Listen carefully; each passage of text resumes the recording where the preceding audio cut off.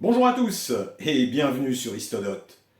Je profite de la période estivale pour actualiser et illustrer certaines de mes premières vidéos.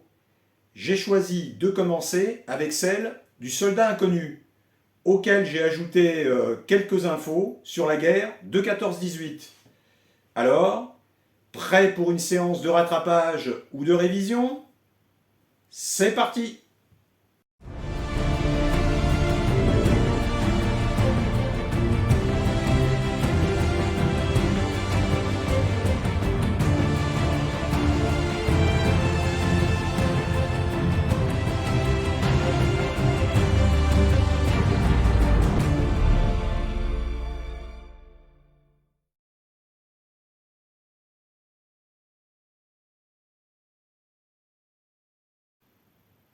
Avec ses 1 400 000 morts et près de 300 000 disparus, la France a payé un lourd tribut à la Première Guerre mondiale, perdant 10% de sa population masculine dans la force de l'âge.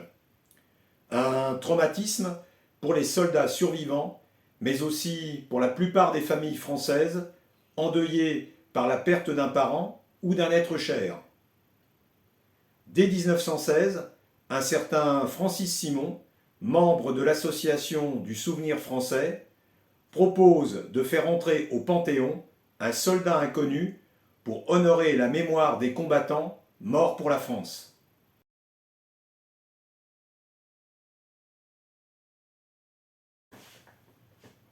Mais c'est seulement au cours de l'année 1920 que ce projet allait être remis au goût du jour, en partie pour imiter les Anglais qui voulaient inhumer leurs propres soldats le 11 novembre à l'abbaye de Westminster.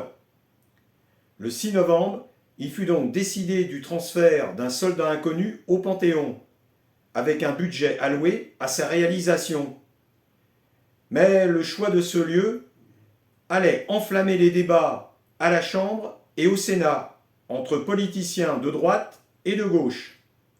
La gauche, favorable au Panthéon, considérait que ce soldat incarnait les valeurs républicaines, tandis que la droite voulait qu'il soit inhumé sous l'Arc de Triomphe, monument des gloires militaires.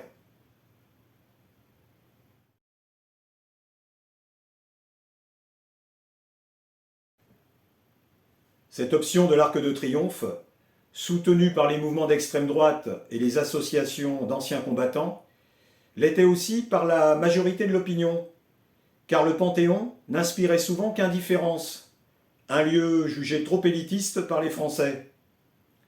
Finalement, le 8 novembre, la Chambre des députés vote à l'unanimité pour l'inhumation sous l'Arc de Triomphe.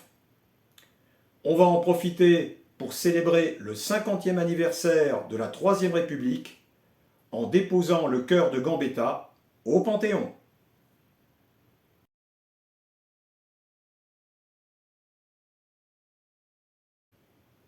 Pendant ce temps, 8 corps de soldats français non identifiés, issus de 8 champs de bataille différents, avaient été rapatriés dans la citadelle de Verdun. Dans le doute, on avait écarté un 9e corps, peut-être un soldat des troupes coloniales, une chose inconcevable pour les mentalités de l'époque. Les 8 cercueils identiques, recouverts du drapeau tricolore, furent exposés dans une casemate transformée en chapelle ardente, sous la garde du 132e régiment d'infanterie.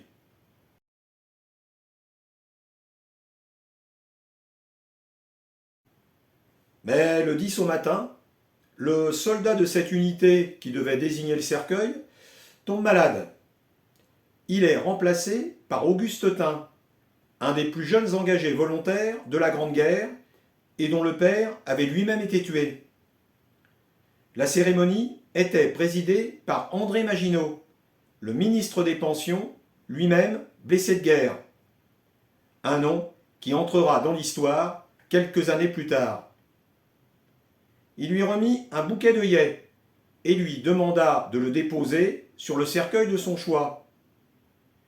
Aligné sur 2 rangées de 4, il en fit une première fois le tour, mais ne déposa son bouquet qu'au second passage sur le 6e cercueil.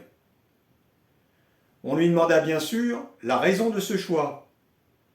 Il expliqua qu'en regardant le col de son uniforme, il avait additionné les chiffres de son régiment. 1 plus 3 plus 2, soit 6. Régiment qui, je vous le donne en mille, appartenait au 6e corps.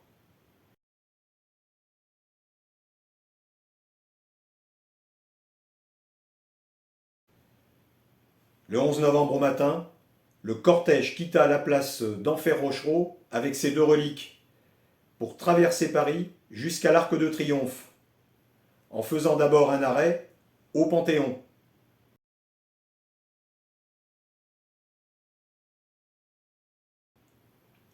Puis, arrivé à destination, devant une famille fictive représentant le deuil des familles françaises, le cercueil fut porté par des soldats jusqu'à une des salles de l'Arche, car avec ces événements précipités, on n'avait pas eu le temps de creuser la tombe.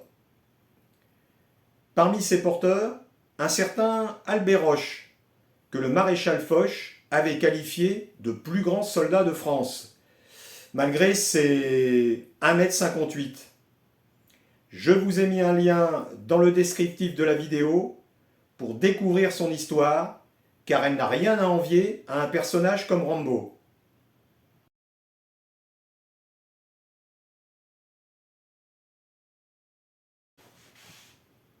Finalement, ce n'est que le 28 janvier 1921 que notre soldat rejoindra sa tombe de manière définitive.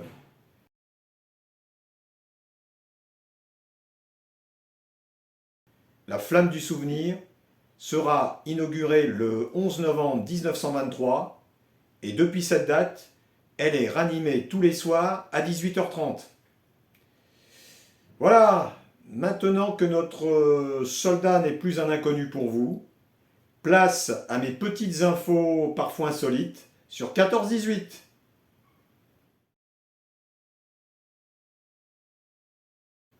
Le 22 août 1914 est la journée la plus meurtrière de la guerre, avec 27 000 Français tués au cours de la bataille dite des Frontières, dont 7 000 dans le seul village belge de Rossignol.